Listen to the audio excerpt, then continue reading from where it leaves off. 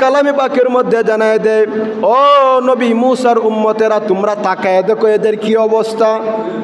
ফিরাউন যখন তার সৈন্যবাহিনী নিয়া, তার উট বাহিনী, ঘোড়া বাহিনী নিয়া নদীর মধ্যখান জায়গায় আসলো, আসার পরে মহান আল্লাহ ডাক দিয়া বলেন, ও আমার সৃষ্টি সাগর, আমার হুকুমে তুমি 12টা রাস্তা হইছিলে, আমার হুকুমে আবার একত্রিত হয়ে যাও। একত্রিত আল্লাহ রাসূল সাল্লাল্লাহু আলাইহি ওয়াসাল্লাম মক্কা থেকে মদিনায় যাওয়ার পরে, কোথায় যাওয়ার পরে? মক্কা থেকে মদিনায় যাওয়ার পরে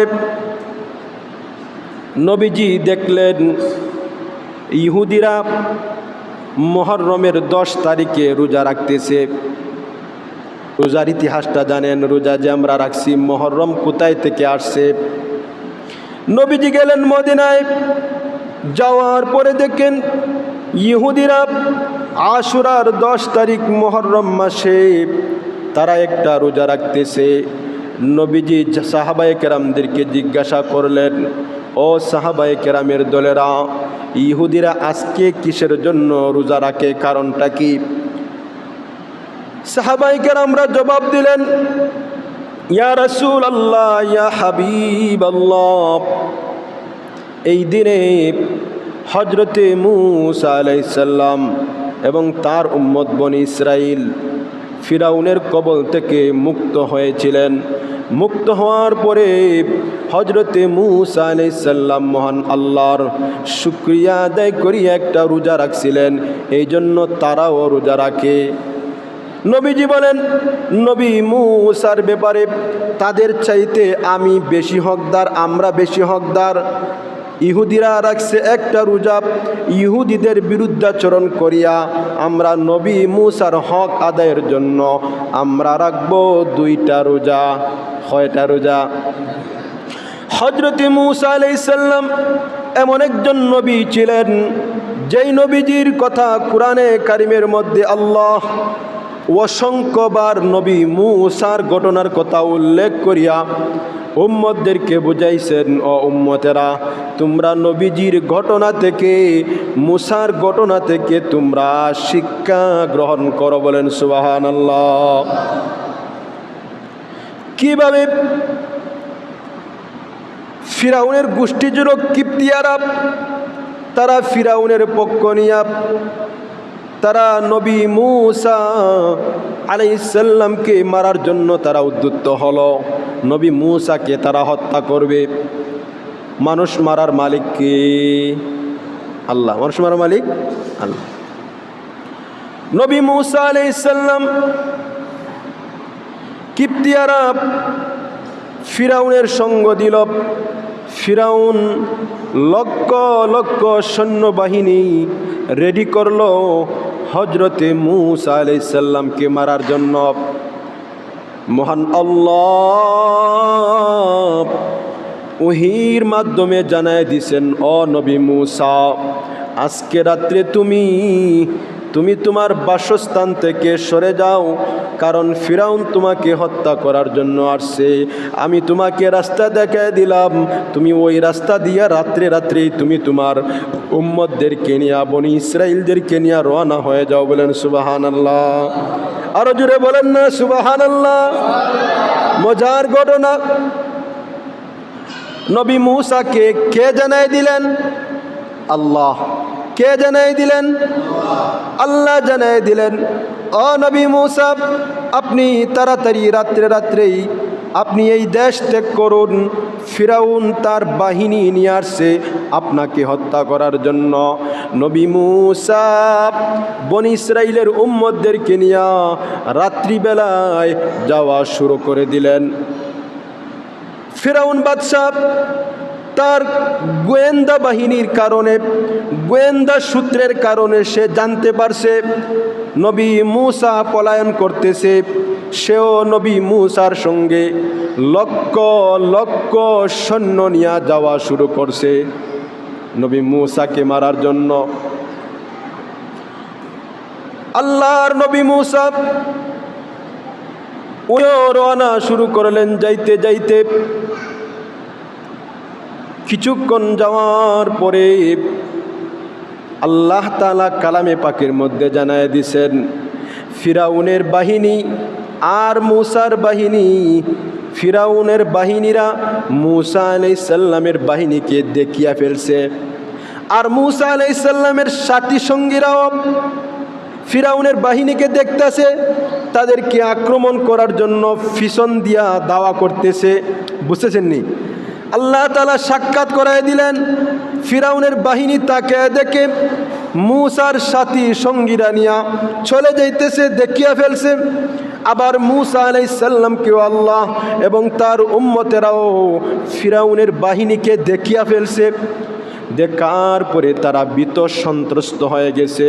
মূসা আলাইহিস সালামের উম্মতেরা ভয় পাইছে। পাওয়ার পরে নবী মূসার কাছে আসছে। আসার পরে বলতেছে, ইয়া রাসূলুল্লাহ, ওগো আল্লাহর নবী মূসা, আমরা সংখ্যায় অনেক কম, আর ফিরাউন তার বাহিনী এবং লাঠিয়াল বাহিনী তীর আন্দাজ হয়ে তারা আমাদের দিকে দৌড়ে আসতেছে, তারা আমাদেরকে হত্যা করার জন্য আসতেছে। আমরা এবার কি করব? তখন মূসা আলাইহিস সালাম বলেন, ও আমার উম্মতেরা, তোমরা চিন্তা করো না, টেনশন করো না, টেনশন করার কোনো প্রয়োজন নাই। আমাদেরকে যেই আল্লাহ সৃষ্টি করলেন, আমাদেরকে ওই আল্লাহই হেফাজত করবে। আরো জুড়ে বলেন না সুবহানাল্লাহ। মূসা আলাইহিস সালাম বলেন, ও আমার উম্মতেরা, টেনশন করার কোনো প্রয়োজন নাই। যেই মহান আল্লাহ আমাদেরকে সৃষ্টি করলেন, সেই মহান আল্লাহ আমাদেরকে হেফাজত করবে। মূসা আলাইহিস সালাম সাথী সঙ্গীদেরকে নিয়ে সামনে অগ্রসর হলেন। অগ্রসর হওয়ার পরে দেখেন সামনে বিশাল আকারে একটা নীল নদ, দুই পার্শ্বে পাহাড়, ডানেও পাহাড়, বামেও পাহাড়, সামনে নীল নদ। পিছনে কে? ফিরাউনের বাহিনী। কথাগুলা বুঝতেছেন? সামনে নীল নদী, নীল নদ পার হইয়া যাওয়ার মতো কোনো শক্তি নাই। ডানেও পাহাড়, বামেও পাহাড়, পাহাড়ে উঠার মতো শক্তিও নাই। পিছনে হলো শত্রু বাহিনী, ফিরাউনের লাঠিয়াল বাহিনী আসছে নবী মূসাকে হত্যা করার জন্য।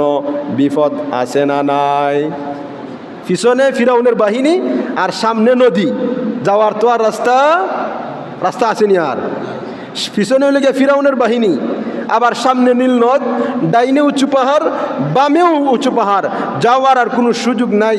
তখন মূসা আলাইহিস সালামের উম্মতেরা আরও বেশি বিপদে পড়ে গেছে। হজরতে মূসা আলাইহিস সালাম মহান আল্লাহর সঙ্গে ডাইরেক্ট কথা বলতে পারতেন। বলেন না সুবহানাল্লাহ। মূসা আলাইহিস সালামের আরেকটা নাম হলো মূসা কালিমুল্লাহ। আল্লাহু আকবার। মূসা আলাইহিস সালামের আরেকটা নাম হলো কালিমুল্লাহ, অর্থাৎ মূসা আলাইহিস সালাম মহান আল্লাহর সঙ্গে ডাইরেক্ট কথা বলতে পারতেন। সুবহানাল্লাহ বলেন। এই জন্য নবী মূসার নাম রাখা হয়েছে মূসা কালিমুল্লাহ, অর্থাৎ মূসা আলাইহিস সালাম মহান আল্লাহর সঙ্গে ডাইরেক্ট কথা বলতে পারতেন। মূসা আলাইহিস সালাম এবার মহান আল্লাহকে ডাক দিয়া বলে, ও মহান আল্লাহ, আপনার হুকুম পাইয়া আমি হিজরত করতেছি, ফেরাউনকে ভয় করিয়া ফেরাউনের কাছ থেকে সরে যাইতেছি। ফেরাউনের ভয় নয়, আল্লাহ আপনার হুকুমে আমি ওই জায়গা ত্যাগ করতেছি। এখন আবার সামনে একটা নীল নদ, পিছনে আবার ফেরাউনের বাহিনী। আল্লাহ তুমি ছাড়া আমাদের আর কেউ বাঁচাইতে পারবে? আল্লাহ ছাড়া কেউ বাঁচাইতে পারবো নি? আল্লাহ ছাড়া কেউ বাঁচাইতে পারবে না। সামনে আসেন, সামনে আসেন, সামনে আসলে কথাগুলো বুঝাই বলবো। আপনারা যুবক মুসল্লি থাকবেন, একবারে আমার কাছে থাকবেন। মহান আল্লাহর কাছে দোয়া করলেন,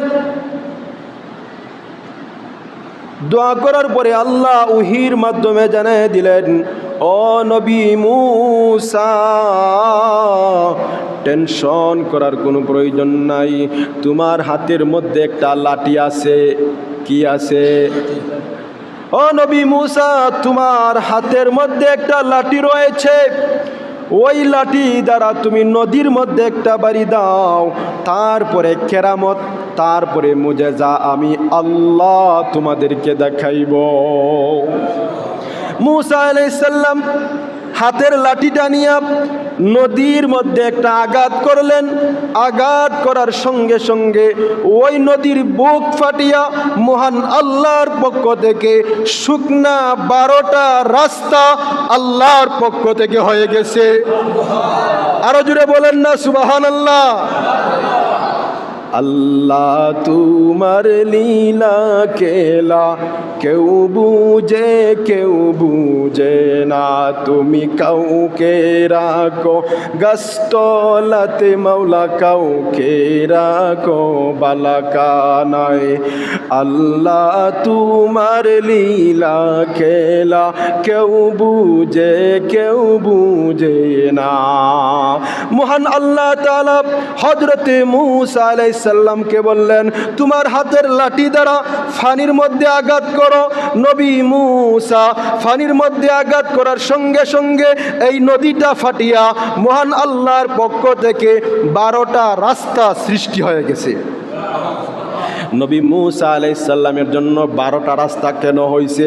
কারণ নবী মূসার সঙ্গে বনি ইসরাইলের 12টা গোত্র ছিল।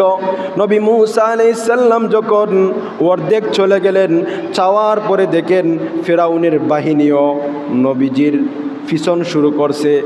ফেরাউন আসিয়া তার দলের লোকদেরকে বলতেছে, এই তোমরা আমার রাজত্ব দেখছো নি? বলে, কি রাজত্ব দেখছো? আমি ফেরাউন ইশারা করার সঙ্গে সঙ্গে নদী ফাটিয়া 12টা রাস্তা হয়ে গেছে। বললেন না নাউজুবিল্লাহ? এটা কি ফেরাউন করছে না আল্লাহ করছে? ফেরাউন যখন নবী মূসাকে মারার জন্য নদীর রাস্তা দিয়া যায়, নবী মূসা আলাইহিস সালাম তার সাথীদেরকে নিয়ে ওই পারে উঠে গেলেন। কোথায় উঠে গেলেন? নদীর ওই পারে চলে গেলেন। চলে যাওয়ার পরে আল্লাহ কালামে পাকের মধ্যে জানায় দেয়, ও নবী মূসার উম্মতেরা, তোমরা তাকায় দেখো এদের কি অবস্থা।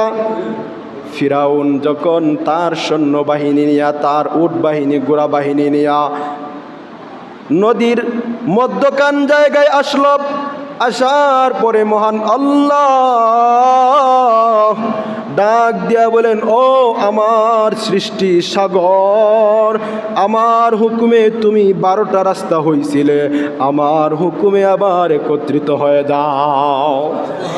একত্রিত হয়ে গেছে। ফেরাউনের সৈন্য সামন্ত যারা ছিল সবাই একেবারে চূর্ণ বিচূর্ণ হয়ে নদীতে পড়েই মারা গেল। এখানে আরেকটা ঘটনা আছে। ফেরাউন যখন বুঝতে পারলো আল্লাহ ছাড়া বাঁচাইবার মালিক আর কেউ নাই, ফেরাউন বুঝে ফেলছে। বুঝে ফেলার পরে ফেরাউন চাইছে চালাকি কইরা মূসার উপর ঈমান আনবে।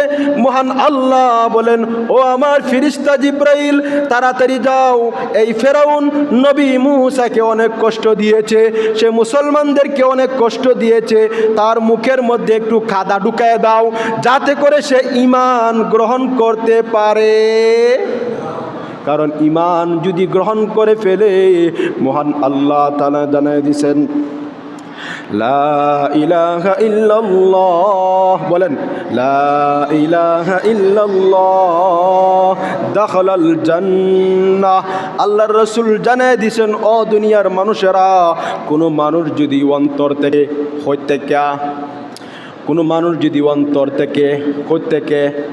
কথাগুলো বুঝেন না?